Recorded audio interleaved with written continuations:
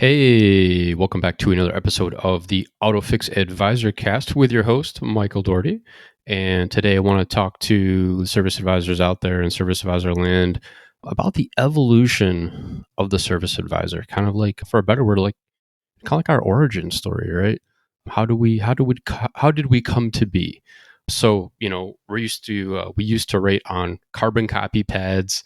Now we explain, ADAS calibrations to confuse customers while translating three diagnostic reports and brewing Keurig coffee all at the same time before 8 a.m. But no, honestly, so just kind of want to talk about again, kind of our origin story. Where did we kind of evolve from, and where are we going in this ever-changing landscape that is the automotive industry? So, first and foremost, just some kind of quick facts, but the term service writer was actually established in the 1960s and often referred to to the person who literally wrote out the repair orders by hand. This is done with carbon copies and clipboards. No CRM, no shop management system, just a pen, a phone, and we'll call it hope, right? I think growing up in the I will call it God, I'm dating myself, late 70s, progressing into the 80s and the 90s, but going with my dad to his friend's Dave's shop, which was downtown from where we lived. And, Dave pretty much had, that pad. He had that pad and paper and wrote everything down. And so, got to see that happen in reality. And Dave was a one-man show, though. So he was, the service advisor, the customer experience, if you would, the mechanic, the accountant, the parts ordering machine, everything that went along with it. So Dave was a party of one. But in any event, again, so, kind of our origin story. But as cars became more complex, in the 50s and the 60s, and dealerships and independent shops started growing, someone needed to handle people while the techs handled vehicles. And basically, that's kind of how we came to be the service advisors, right? And by the 1980s, the customers' expectations started to shift. People wanted more than just a fixed car. They wanted clarity, options, reliability.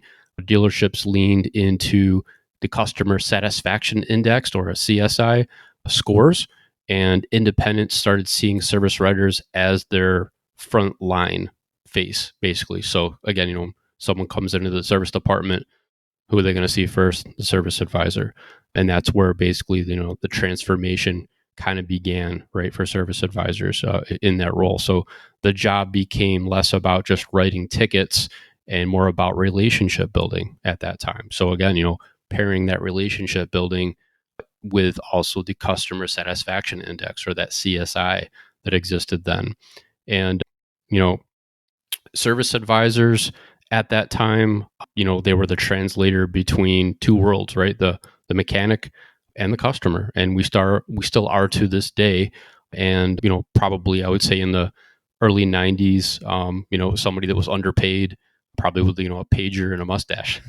So, moving along in the 2000s, we'll call it the digital disruption, if you would, for service advisors, right? So when the 2000s hit, computers came into shops, email, online appointments, suddenly the service advisors weren't just, answering phones. We're managing inboxes, CRMs, text messages, and, building trust across those digital, we'll call them touch points. And let's not forget also the implementation of Google, right? And now customers are armed with dangerous information, right? Hey, I saw this video that this job can be done in 30 minutes. Why are you guys charging me 3 hours? And debunking all those fun myths around that time. Great with with YouTube coming out, things of that nature. Again, I would call it the 2000s into probably like 2010, somewhere in there. And in 2019, I won't call it a fun fact, but fact, in 2019, a study showed that 72% of vehicle owners use online resources to research repairs before calling the shop. Advisors didn't just evolve, we had to adapt, right? We became researchers, educators, marketers, and in some points, psychologists to clients, right? Talking them off the ledge. And, to present day, we're more of, I would say, strategy, right? We're not just the customer rep anymore. We're managing, again, digital vehicle inspections, ADAS system explanations. We're doing scheduling optimization. Yes, still CSI scores. I think that holds true probably more for service advisors that are in dealership roles, but I know some independents have things that track that as well. Customer satisfaction, right? And I think we can boil that down to Google reviews, right? And pairing that Google review with the service advisor that had that client. Manufacturer recalls, warranty claims, and more important, selling ethically, right? That's one thing that we always should be doing, is selling ethically. And again, doing all that right before probably mid morning in our day.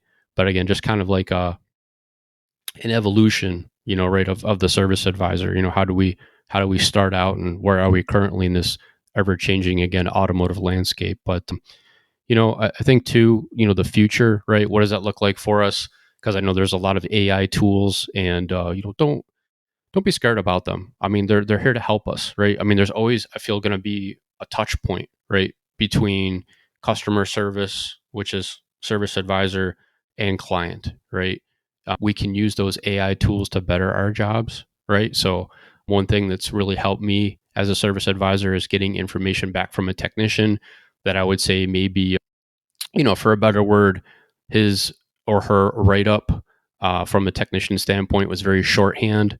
And, they're in the middle of doing a job. So I can take that shorthand, put it into an AI platform, and kind of get a better, right, a better explanation that I can copy and paste and put in for the client on that particular job, right? Could be a check engine light code, a P code, could be, again, explanation of, brake fluid.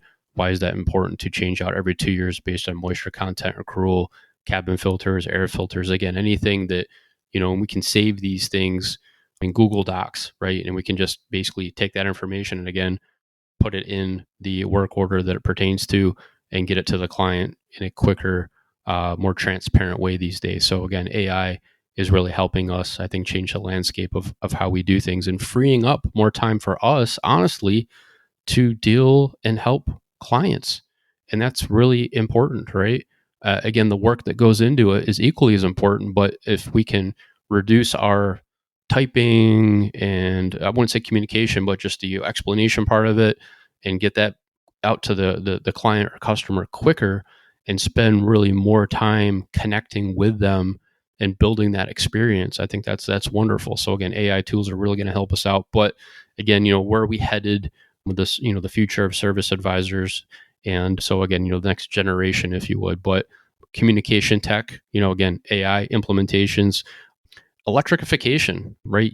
EV service workflow, battery diagnostics, transparency tools, right? Digital vehicle inspections, videos, real-time status tracking. And I think, again, with DVIs, they've been around for a little while now. I know a lot of shops still aren't using them, and I'm not going to say shame on you, but as a service advisor, again, it's a great tool for you for explanation to a customer or a client, to break things down, because again, they're seeing pictures of their own vehicle. I mean, it really resonates. And you saying, hey, your brake line is cracked, in their head, they might just think, okay, it's cracked, it's not that bad. But that picture is showing like the sheathing, right? The sheathing around that brake line, just unraveling and maybe sweating a little bit of fluid, right? I mean, that's a dangerous thing. So we want to, again, use pictures, use DVIs, not only to help us explain to the client, but to give clarity and show the client transparency, and that we're being honest with them, right? Again, building that trust, building that relationship. Soft skills, right? Emails, empathy, conflict resolution. I hate to say it, negotiation, right? Maybe not on price point, but I'm sure everybody's gotten the phone call from a client that, hey, they want to drop off a vehicle. They say they can leave it with you. They're not in a rush. You do the best you can to work it in, accommodate them, and like, a day later, not that you've forgotten about them, because you've obviously done your job to update them, but they drop the bomb and say, hey, by the way, we're going to be leaving out of town tomorrow at 2:00, and we really need the vehicle back. And you kind of going, wait a minute, we never talked about this. How do you negotiate that, right? How do you explain in a professional manner that, that's not possible? And had you known about that, you may have given a better realistic expectation to them. And by all means, right, don't stop the production line. But if they've been a great client, they've been a repeat client, they've been a loyal client, talk to the team, have a meeting, see what you can do to get them in, and while it's there, and figure it out, and right, deliver, right, deliver satisfaction to them if you can. But also, where we're headed, sales, right? There's so many seminars, training. Again, find somebody that's like-minded and that has more experience than you as a service advisor, and listen to them, right? Listen to them, let them be a coach. Come out to events, right? The ASTA Expo is going to be happening this September in Raleigh, North Carolina. I believe that's an Automotive Service and Tire Alliance. Fantastic show. I will be there representing shop marketing pros and also teaching a class with Haley, which is a coworker of mine at Shop Marketing Pros. She's our COO.